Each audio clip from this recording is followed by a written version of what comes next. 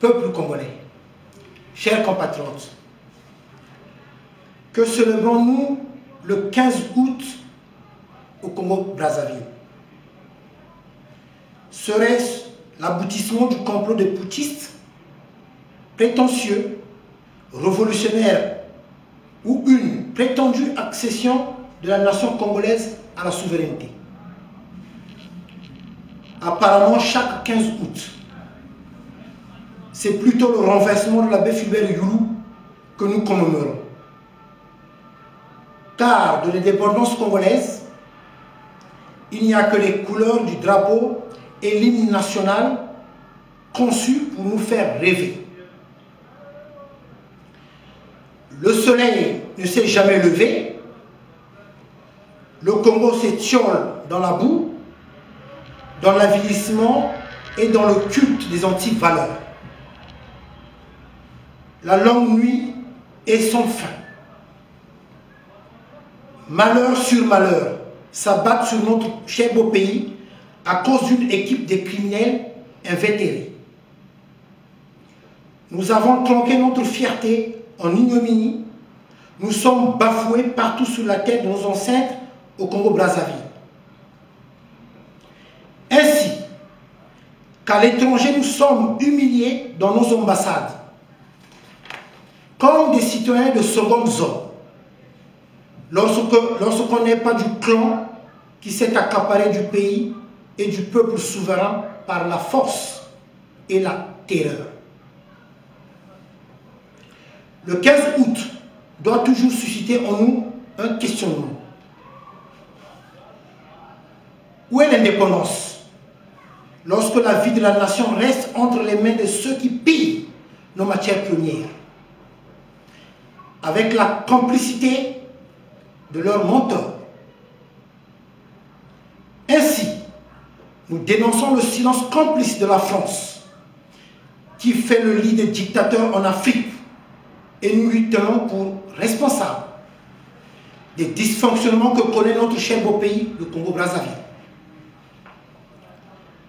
Où est la liberté lorsque le nombre des exilés ne fait qu'accroître et le pays se vide au bénéfice des anti-valeurs?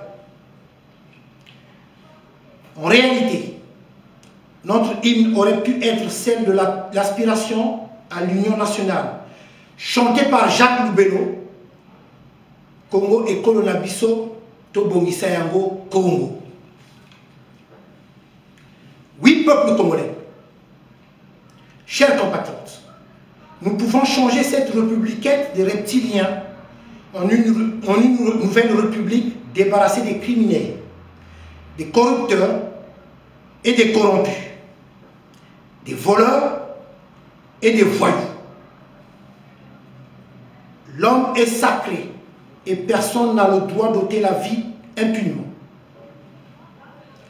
Nous, l'association amicale des indigènes du 242, exigeons la libération de tous les prisonniers politiques, l'arrestation de tous les acteurs et organisateurs des crimes économiques et des crimes de sang, à savoir les 2 génocides de la région du Poul et celle qui est en cours, le génocide du Congo, les explosions du 4 mars, les disparus du Beach, l'assassinat du président Marien Wabi, l'assassinat du cardinal Émile Biaïna, l'assassinat du président Massamba Deba et bien d'autres. Nous exigeons aussi une enquête approfondie sur les massacres de nos enfants assassinés à Chakona par le gang de Brazzaville. Chers compatriotes, après le message des évêques sur la situation chaotique de notre pays, l'autorité morale de notre pays interpelle l'opinion nationale et internationale sur la crise multidimensionnelle et multiforme que traverse notre cher beau pays, le Congo-Brazzaville. Vu la gravité de la situation que vit notre pays, l'heure n'est plus au discours, mais plutôt aux actes, comme ont pu faire tous les peuples opprimés pour se débarrasser de leurs oppresseurs afin d'accéder à leur libération. de poser les actes pour chasser les anti-valeurs incarnées par leur chef de gang, Sassou Deni. Le président de fait du Congo-Brazzaville a encore confirmé sa haine envers le peuple congolais, en ignorant la misère et la situation catastrophique dans laquelle il a plongé notre pays. Chers compatriotes, vu le caractère cynique des soi-disant dirigeants actuels qui ont pris le peuple congolais en otage et qui ont plongé notre cher beau pays dans un coma profond, à l'état actuel des choses, une transition de 5 ans s'impose pour permettre à notre pays de retrouver la voie de la bonne gouvernance et de la démocratie. Ainsi, nous demandons à toutes les forces vives de notre pays de se soulever contre le gang des anti-valeurs pour les destituer.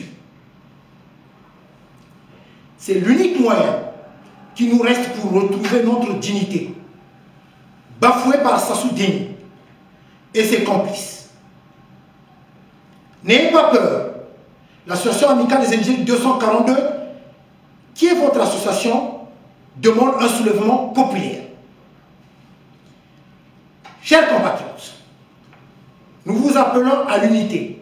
Travaillons pour la nouvelle République, pour des valeurs universelles qui vont s'appuyer sur nos traditions spécifiques pour que le peuple congolais retrouve sa fierté, loin de l'ivresse de l'alcool et des anti-valeurs.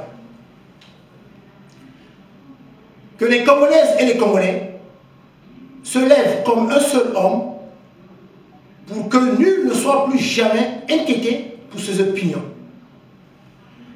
Arrêtons ce régime de l'arbitraire.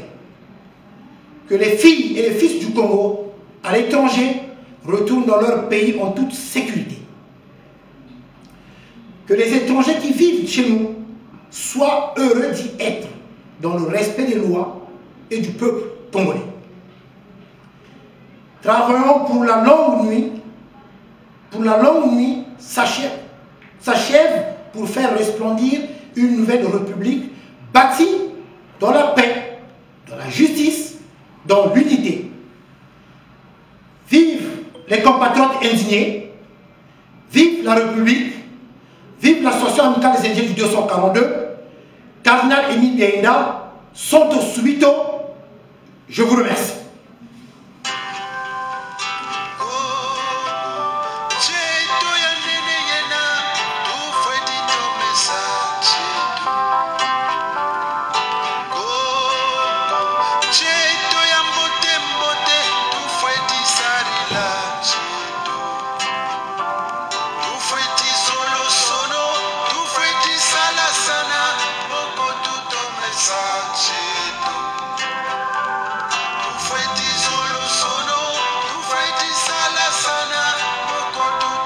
Message.